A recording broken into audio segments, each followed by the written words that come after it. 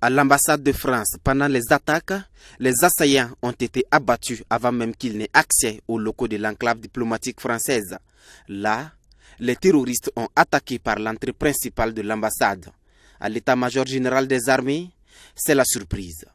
Ils ont débuté leur forfaiture par l'entrée sud du bâtiment avec des explosifs bourrés dans leurs véhicules. Il y a lieu de préciser que, en ce qui concerne l'état-major des armées, les assaillants ont fait usage d'un véhicule bourré d'explosifs et des explosifs dont la charge était suffisamment forte et énorme pour occasionner de graves destructions. L'état-major général des armées, où une réunion se tenait dans le cadre justement de la lutte contre le terrorisme au Sahel, le G5 Sahel était en discussion. Le bilan aurait pu être lourd si la rencontre n'avait pas été délocalisée dans une autre salle. Si la réunion s'était tenue dans la salle initialement convenue, il y aurait eu effectivement une situation extrêmement dramatique parce que beaucoup de nos officiers devaient se retrouver avec le chef d'état-major pour cette réunion.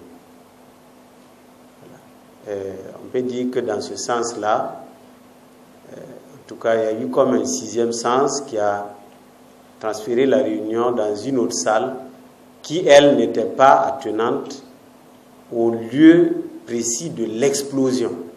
Parce que la première salle, elle était vraiment, peut-être qu'elle était visée, peut-être qu'elle était ciblée. Nous n'en savons rien pour le moment, mais en tout cas, cette salle a été littéralement détruite par l'explosion. Et en la matière, il y a lieu de saluer la bravoure des soldats burkinabés. Le ministre de la Sécurité est fier des hommes qui ont fait preuve de courage et de combativité.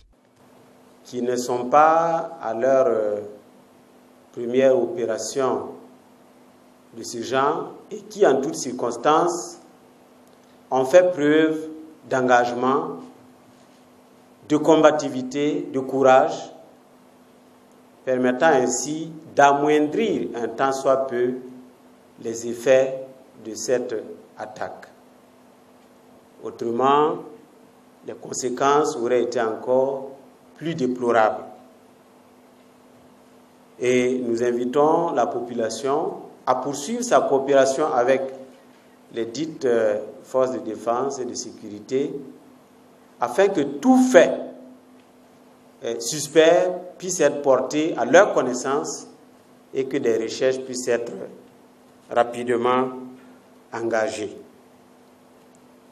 Nous appelons la population à la sérénité.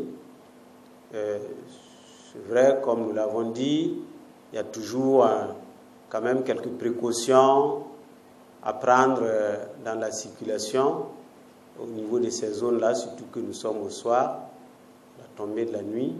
Mais, nous l'avons dit aussi, les opérations sont terminées et ce qui doit être fait sera poursuivi. Le gouvernement, donc... Des médias qui annoncent une trentaine de morts suite à ces attaques, Clément Savadogo dément formellement ces chiffres.